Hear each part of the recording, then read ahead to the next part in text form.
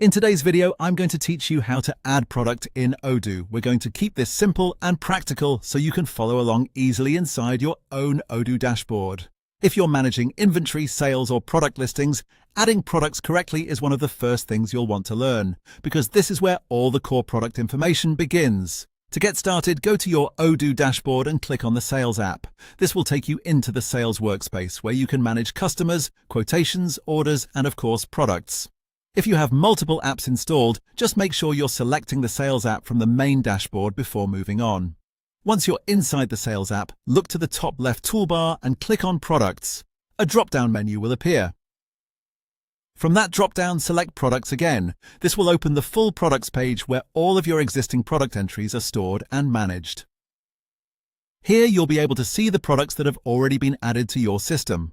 This is useful because before creating a new item, you can quickly scan the list to confirm whether the product already exists.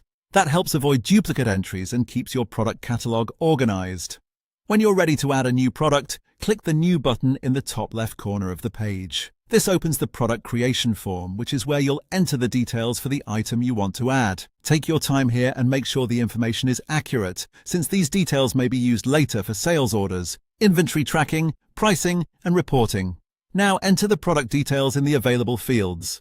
Depending on your Odoo setup, this may include the product name and other basic information related to how the product is sold or managed.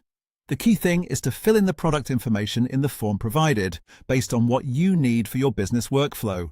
Once you've entered the details, your product is added, and that's it.